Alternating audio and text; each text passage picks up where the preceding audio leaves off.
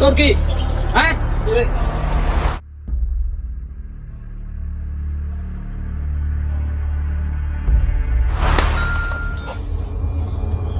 School থেকে দেখাই, আমাকে দেখাচ্ছি তোকে।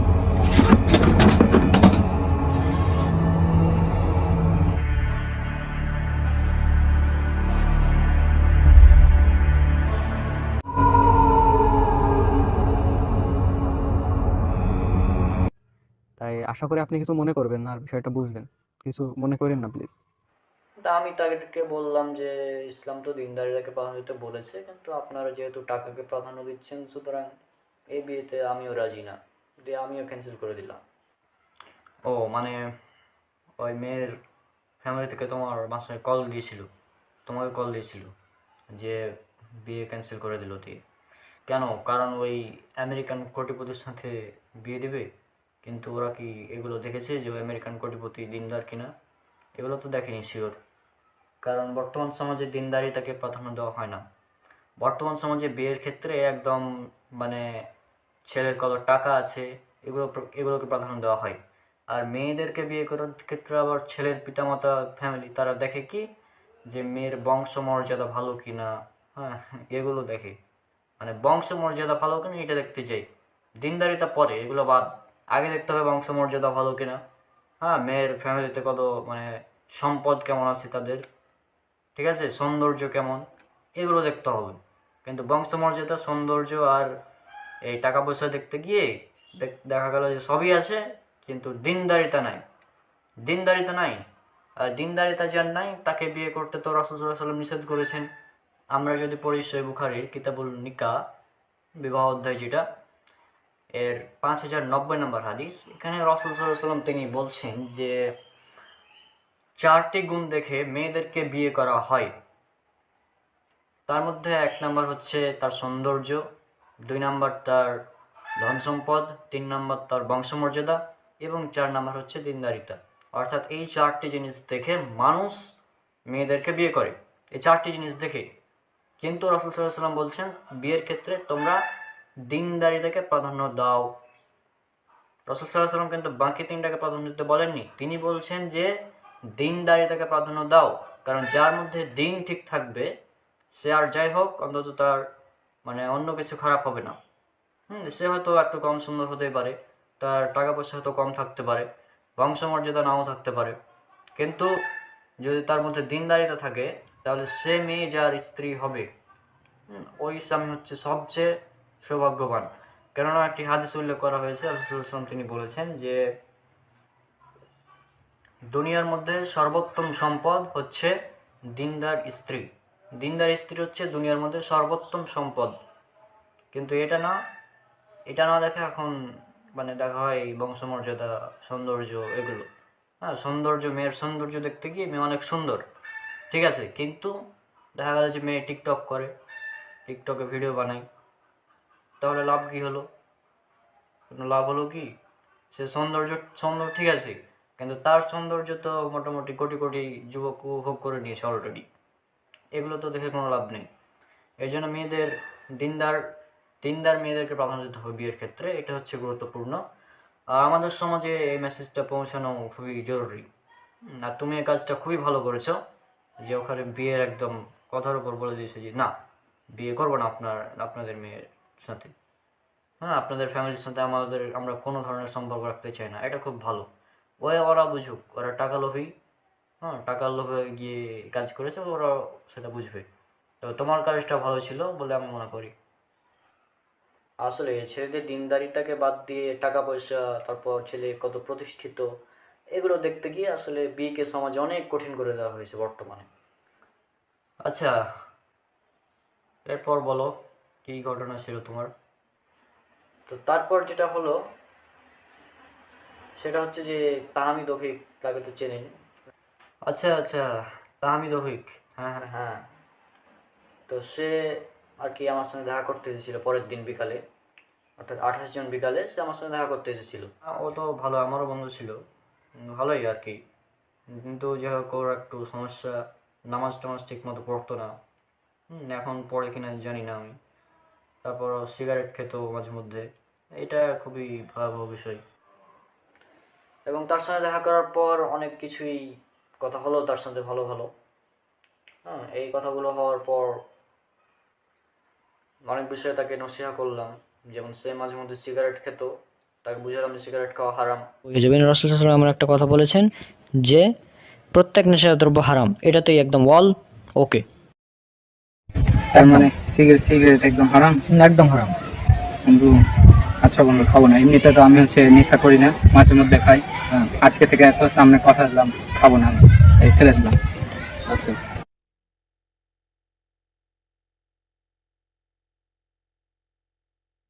আচ্ছা বন্ধু, ধন্যবাদ বন্ধু। ঠিক আছে, আল্লাহ তোকে এই কথার উপর আমল করার তৌফিক দান করুন। টাকটুর নিচে প্যান্ট পরতে বললাম, টাকটুর নিচে কাপড় পরা হারাম। তারপর আপনার নামাজ সম্পর্কে নসিহা করলাম। তারপর পাপ প্রচার করা, প্রকাশ না করা, এই বিষয়ে তাকে নসিহা করলাম। তো এই বিষয়ে তার সাথে অনেক বিস্তারিত কথা হয়েছে। তুমি তাকে বুঝিয়েছো, এটা অনেক ভালো কাজ করেছো। তো যাই হোক, তাহমিদ অবিকের বিষয়টা অনেক ভালো ছিল। আর তুমি তাকে যে টাকটুর নিচে কাপড় পরা, তারপর এই গান বাজনা শোনা ইত্যাদি বিষয়ে কথা বলেছো, এটা খুবই দারুণ ছিল এবং খুবই ভালো ছিল। এবং এই নসিহাগুলো অনেক ভালো ছিল, তার জন্য উপকারী, এবং সবার জন্য এই নসিহাগুলো উপকারী হবে বলে আমি মনে করি। হ্যাঁ ভাই, তো এরপর হচ্ছে আমার এক সুদখোর বন্ধু কল দিল। তার নাম্বার আমার সেভ ছিল না। সে কল দিয়ে তার পরিচয় দিল, তার সাথে কথা হলো।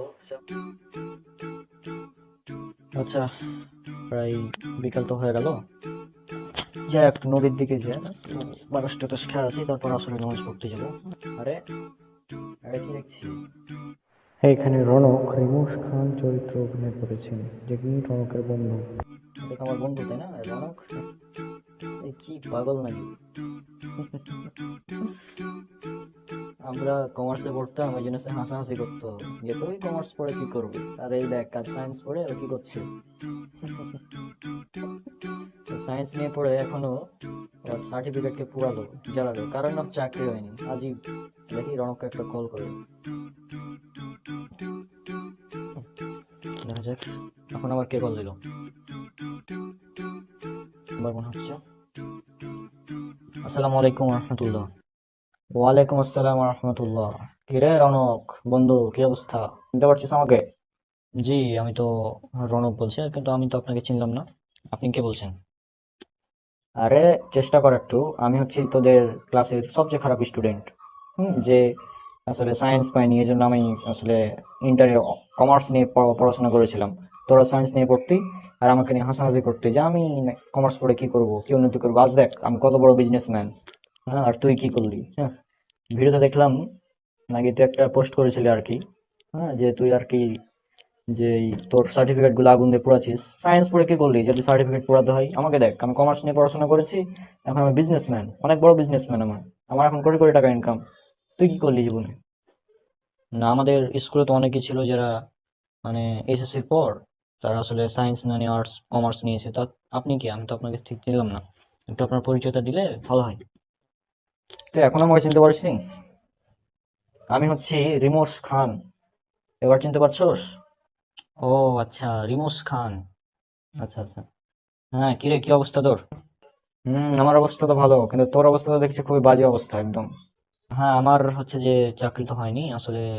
আসলে সমাজটা খারাপ জানিস। আমার চাকরি না হওয়ার মূল কারণ হচ্ছে, প্রথম কারণ, প্রথম যেখানে গেলাম ওখানে বলছে যে দাড়ি কাটতে হবে। তারপর আবার বলছে যে ঘুষ ছাড়া চাকরি হবে না। হ্যাঁ, এই জন্য আর কি। তো আমি তো এসব হারাম জিনিসের বিষয়ে চাই করবো না। আর তোর মতো পাগল আমি মানে দ্বিতীয় কাউকে দেখিনি মনে হয়। মানে ওখানে তোর চাকরিটা হয়ে যেত আর কি, কিন্তু তুই কি বলছিস? তুই নাকি দাড়ি, সামান্য সামান্য দাড়ি দিয়ে কি হবে রে ভাই? এই সামান্য একটা দাড়ির জন্য তুই চাকরি ছেড়ে দিলি, এটা কোনো কথা হলো? কি, দাড়ি তোর কাছে সামান্য বিষয়? হ্যাঁ, যেখানে রাসূল সাল্লাল্লাহু আলাইহি ওয়াসাল্লাম বলছেন, সহিহ বুখারীর হাদিস, কিতাবুল লিবাস, হাদিস নাম্বার 5892, যে তোমরা দাড়িকে লম্বা করো, গোঁফ ছোট করো, আর মুশরিকদের বিরোধিতা করো। আর সেখানে তুই বলছিস দাড়ি নাকি সামান্য বিষয়, আজীব ব্যাপার। আর তুই এক কাজ কর, তুই মানে আমাদের কোম্পানিতে একটা সিট ফাঁকা আছে, তুই চাইলে আসতে পারিস। আচ্ছা, তোর কোম্পানিতে এখনো মানে একটা সিট ফাঁকা আছে? আচ্ছা, তোর কোম্পানিটা কিসের আগে বলতো? না মানে সিট মানে তুই যেহেতু আমার বন্ধু আর কি, এই জন্য তোকে অফারটা করলাম। যদিও আমি তোর চেয়ে খারাপ স্টুডেন্ট ছিলাম, তারপরেও দেখ কি ভাগ্য, তুই আজ চাকরি পাচ্ছিস না, আর আজ আমি কোটিপতি। হাই, শোন শোন, আমাদের হচ্ছে কোম্পানিটা আসলে মানে একটা এনজিও কোম্পানি বলতে পারিস। এখানে আমরা আসলে মানুষকে কিছু টাকা ধার দেই।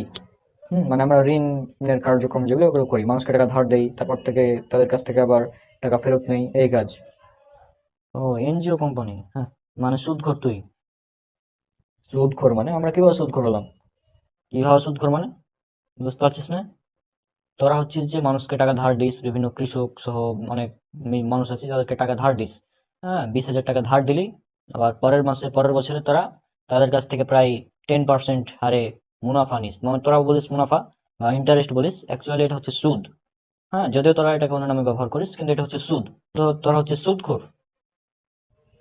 আচ্ছা আচ্ছা, শোন শোন, ওয়েট। আমরা এটাকে, তুই যে তুই এটাকে সুদ বলছিস, আসলে এটা আমাদের বিজনেস। দিস ইজ নট সুদ, এটা বিজনেস। হুম। আর শোন, দাঁড়া, ওয়েট, শোন। আল্লাহ সুবহানাহু ওয়া তাআলা বলছেন সূরা বাকারা সূরা নাম্বার 2 আয়াত নাম্বার 275, যে আল্লাহ ব্যবসাকে হালাল করেছেন আর সুদকে করেছেন হারাম। কিন্তু তোরা এই সুদ খাচ্ছিস আর সুদকে বিজনেস বলছিস, আজীব ব্যাপার। ভাই আর কত জ্ঞান দিবি রে? সূরা বাকারা সূরা নাম্বার 2 আয়াত নাম্বার 275 থেকে 279 পর্যন্ত পড়বি, হ্যাঁ। তোরা তো মনে হয় জীবনে কোরআন খুলে থেকেছিস কিনা আমার সন্দেহ আছে। তো যাই হোক, 278 79 নাম্বার আয়াতে যেখানে যেটা বলা হচ্ছে যে, আর যে ব্যক্তি সুদ খায়, সে যেন এটাকে ছেড়ে দেয়, আর যদি সে না ছাড়ে তাহলে আল্লাহ ও রাসূলের সাথে যুদ্ধ ঘোষণা করো। অর্থাৎ সুদ যে সুদখোর, সে সরাসরি আল্লাহ এবং রাসূলের সাথে যুদ্ধে লিপ্ত, বুঝলি? আরে ভাই, সুতরাং তোরা হচ্ছে সুদখোর, তোরা আল্লাহ এবং রাসূলের সাথে যুদ্ধে লিপ্ত, একদম। তোদের এর সম্পূর্ণ ব্যবসা হারাম, ঠিক আছে? কোরআন হাদিসে অসংখ্য এরকম বর্ণনা রয়েছে সুদের ব্যাপারে। এখানে তো বিস্তারিত ফোনে বলা যাবে না। তো যাই হোক, আমি তোকে জাস্ট 2টা আয়াত স্মরণ করে দিলাম। আশা করছি যারা মানে জ্ঞানী তাদের জন্য এই 2টি আয়াতই যথেষ্ট হবে, যে সুদ হারাম এবং এই সুদ হচ্ছে ভয়াবহ পাপ, এটা জানার জন্য, ঠিক আছে? এছাড়াও বিভিন্ন হাদিসে 7টি ধ্বংসাত্মক বড় বড় পাপের মধ্যে অন্যতম হচ্ছে সুদ। তো তোরা হচ্ছে সুদখোর, সুতরাং তোর কোম্পানিতে আমি জব করব, এটা হতেই পারে না, এটা কল্পনারও বাইরে, চিন্তার বাইরে, বুঝলি? সুদের সঙ্গে তো আমি যুক্ত হতে পারি না। হ্যাঁ, কারণ সুদ হচ্ছে হারাম। এই বিষয়গুলো তাকে বললাম, ওখানে বললাম সুদের ব্যাপারে। তোমার সুদখোর বন্ধু কল দিয়েছিল। তো যাই হোক, এই সুদ এটাকেও মানুষ হালাল মনে করে বর্তমান সমাজে। সুদ এটা কি? সুদ কিছুই না। হ্যাঁ, এটাকে তারা মানে হালাল মনে করে নিয়েছে। হ্যাঁ, একদম। তো এই সুদ তারা খাচ্ছে, কিন্তু তারা বুঝতে পারছে না যে এটা সুদ। এটা অনেক ভয়াবহ বিষয়। আর সুদ অনেক মারাত্মক একটি গুনাহ। তো আল্লাহ ব্যবসাকে করেছেন হালাল এবং সুদকে করেছেন হারাম। মানে সুদ যারা খায় তাদেরকে বলা হয়েছে তাদের যুদ্ধ সরাসরি আল্লাহ এবং রাসূলের সাথে, অর্থাৎ আল্লাহ এবং রাসূলের সাথে তারা যুদ্ধ লিপ্ত, যারা সুদখোর। হ্যাঁ, এছাড়াও হাদিসে আরও অনেক বিস্তারিত আলোচনা, ডিটেলস আলোচনা করা লাগবে। আমি এই বিষয়ে হয়তো তোমাকে পরে একদিন জানাবো। এই সুদের সম্পর্কে বিস্তারিত আলোচনা করে তোমাকে একদিন পরে শুনিয়ে দেবো, সমস্যা নেই। কারণ আজকে আমাদের সময় খুবই অল্প। হ্যাঁ, আজান দিয়ে দেবে কিছুক্ষণ পর। তো তুমি বলো তোমার আর কাহিনী কী কী ছিল? আর শুধু এটুকুই না ভাই, সুদ সম্পর্কে তো বললাম, তারপরই স্যার একটা নিউজ দিয়ে দিল যে ওর বিয়ে ঠিক হয়েছে। এবং বিয়ে ঠিক হয়েছে কার সাথে? ওই মেয়ের সাথে, যে মেয়েকে আমি পছন্দ করতাম মানে হাই স্কুলে। আচ্ছা আচ্ছা, শোন, ওয়েট ওয়েট ওয়েট, আর একটা নিউজ দিই তোকে। আচ্ছা, স্কুলে যখন আমরা হাই স্কুলে পড়তাম তখন মনে আছে কি তুই একটা মেয়েকে পছন্দ করতি? হ্যাঁ। হ্যাঁ, ওই মেয়ের সাথে আমার প্রায় দীর্ঘ 4 বছরের রিলেশন ছিল। তারপর এখন আমাদের পারিবারিকভাবে কিছুদিন পর বিয়ে হচ্ছে। তো আমি তোকে যাই হোক দাওয়াত দিলাম, ইনভাইট করলাম আমাদের বিয়েতে আই। যেহেতু তুই এই মেয়েকে পছন্দ করতি, তারপরেও তুই বলতে পারিসনি কোনোভাবে যে আমি তোমাকে পছন্দ করি। কিন্তু দেখ, আমি আজ প্রতিষ্ঠিত, আমার কোটি কোটি টাকা ইনকাম, সে মেয়ে এমনিতে পড়ে গিয়েছে। আমাদের রিলেশন ছিল 4 বছর, মানে 4 বছর আমরা বয়ফ্রেন্ড গার্লফ্রেন্ড হিসেবে ছিলাম। আর এখন হচ্ছে যে, বুঝতেই পারছিস, আমাদের ফ্যামিলি থেকে বিয়ের কথা চলছে, আর শীঘ্রই আমরা বিয়ে করছি আগামী সপ্তাহের মধ্যেই। তো এই জন্য আরো তোকে ফোন দেওয়া, আর পাশাপাশি তোকে জবের অফারটা দিলাম। কিন্তু তুই তো বলছিস যে আমরা নাকি সুদখোর, জব করবি না। ঠিক আছে, করিস না, তা আমার কি? তবে দাওয়াত খেতে আসতে পারিস চাইলে। হুম হুম মানে তুই তো সুদখোর। তুই যে মেয়েকে বিয়ে করবি বলছিস, ওই মেয়ের বাপ সেও সুদখোর। মানে ওর বাবা আবার সুদখোর হলো কিভাবে রে ভাই? কারণ কি? কারণ সে ব্যাংকে চাকরি করে, আর ব্যাংকে তো সুদের লেনদেন চলে। সেই হিসাবে তুই সুদখোর, তোর যে শ্বশুর হবে সেও সুদখোর, তো তোরা সুদখোর। ও, তুই তো দেখছি পুরাই হুজুর হয়ে গেছিস রে। আর শোন, এসব এখনো সময় আছে। হ্যাঁ, মানুষ কয়দিন বাঁচে দুনিয়াতে? এসব সুদ ঘুষ খেয়ে এগুলো করে কোনো লাভ নেই। হ্যাঁ, বাঁচবি কয়েকটা দিন, হালাল ইনকাম করার চেষ্টা কর। আর এসব সুদ খাওয়া বন্ধ কর, যে কোনো একটা হালাল বিজনেস শুরু কর, তাহলে ইনশাল্লাহ ভালো হবে। আমি তোকে এটা বললাম, এখন তুই তো তোর ইচ্ছা তুই কি করবি। আচ্ছা ভাই, ঠিক আছে, বুঝেছি। তোকে বলে লাভ নাই, তুই আসলে দুনিয়ার সিস্টেমটা বুঝিস না। এখন সিস্টেমটা এরকম, হ্যাঁ, সিস্টেমের সাথে না চললে আসলে তুই মানে কিছুই করতে পারবি না। সিস্টেম মেনে চলতে হবে, সামাজিক সিস্টেম একটা আছে না, এটা আমাদের মেনে চলতে হবে, তাছাড়া কোনো বুদ্ধি নাই। তো যা হোক, কিছু বলে তো আর লাভ নেই তোকে। তো আমার কথা মানবি কিনা তারও তো কোনো গ্যারেন্টি নাই, তাই না? আমার, তুই যেহেতু ফোন দিলি আমাকে অনেকদিন পর, তো আর কি বললাম। তুই হয়তো আমার ওই নিউজটা মানে শুনে হয়তো ফোনটা দিয়েছিস, যে আমি যে সার্টিফিকেট ছিঁড়লাম, যে আগুন দিয়ে পোড়ালাম। হ্যাঁ, ওটা আসলে অনেকেই জেনেছে আর কি। তো এই কারণে হয়তো তুই আমাকে ফোন করলি, যে মানে আমাকে জাস্ট একটু করতে চাইছিলি তুই। যাই হোক, আলহামদুলিল্লাহ আমি ভালোই আছি। আমি কোনো হারাম মানে ইনকামের সাথে নাই। তোরা হয়তো এখন দুনিয়ার ক্ষেত্রে বলবে যে তোরা প্রতিষ্ঠিত, অনেক ভালো, তবে তোদের ইনকামটা সম্পূর্ণ হারাম। ভাই থাক, আর জ্ঞান দিতে হবে না, বাদ দে, যা হওয়ার হয়েছে, আর কিছু বলার নাই। তোকে জাস্ট মেসেজটা দিলাম, দাওয়াতটা দিলাম। তুই চাইলে আমার বিয়েতে আসতে পারিস, না চাইলে না আসতে পারিস, সেটা তোর ব্যাপার, যেহেতু সুদের সঙ্গে জড়িত তোরা। তো যা হোক, আজকে আর কিছু না বলি। হ্যাঁ, আর আশা করছি যে তুই ভালো হবি, এসব সুদ খাওয়া ছেড়ে দে, এটাই তোর জন্য বেস্ট হবে। হুম, আজকে রাখছি। আসসালামু আলাইকুম রহমতুল্লাহি ওবারাকাতুহু। কি একটা অবস্থা ভাই, মানে মানুষ সুদ খায়, সে আবার আমাকে ডাকছে ওখানে সুদের বিজনেস করে। আচ্ছা, যাই নদীর ধারে গিয়ে আর কি কিছু গল্প করি, বন্ধুরা আছে হয়তো, দেখা হতে পারে। না, বিষয়টা আসলেই যে তুমি তাকে পছন্দ করতো, এটা তো কিছু মানে বলার নাই, কারণ ওই বয়সটা এরকম। হ্যাঁ, তো যাই হোক, তাকে তুমি পছন্দ করতে, কিন্তু তাকে তো কোনো সরাসরি তাকে গিয়ে বলোনি যে আমি তোমাকে ভালোবাসি, বা এরকম কিন্তু কিছু তুমি বলোনি। তো ওই জন্য ওটাতে তেমন কোনো সমস্যা হবে না। হ্যাঁ, তবে ও যে কাজটা করেছে সেটা হচ্ছে কি, রিলেশন করেছে, রিলেশন করে আবার বিয়েও করেছে। তো মানে প্রেম করে বিয়ে করা আর গরু চুরি করে কোরবানি দেওয়ার মধ্যে কোনো পার্থক্য নেই, উভয় সেম। হ্যাঁ, জি, মানে এগুলো কে কিছু বলার নেই। মানে এরা নিজের হারাম কাজ করবে, আবার ওই হারামের দিকে মানুষকে ডাকবে, মানে জাস্ট অবাক করা একটা বিষয়।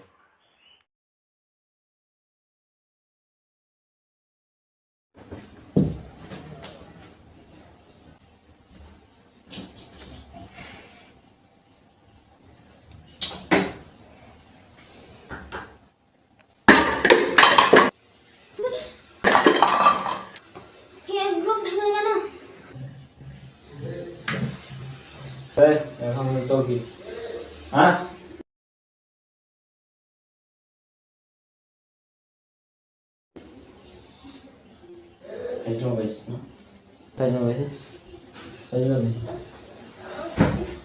ইংরেজ খারাপ আমি কাল থেকে জানিস, জানিস না, জানিস? হ্যাঁ, তুই এখানে চুপচাপ পড়বি, চুপচাপ পড়, ঠিক আছে? চুপচাপ পড়, এখানে বাইরে যাবো, ডিস্টার্ব করতে আসবো না, আজকে তোর অবস্থা খারাপ করতে হবে, মনে রাখিস। হ্যাঁ, আর গ্লোবালটা ভাবে ঠিক করা যাবে, বুঝলি? এই ছেলেদের কাম দিবি না, মসজিদ দিবি, পড়।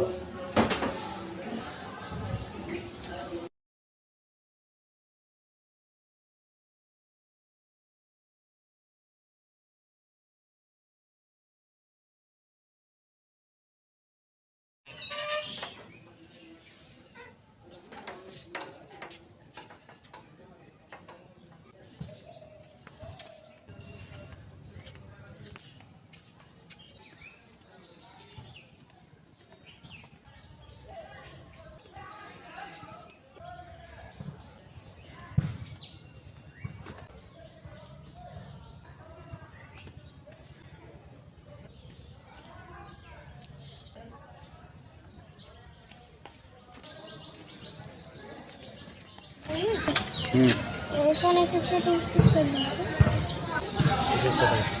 ফোন এটা ফোন ভালো লাগে না।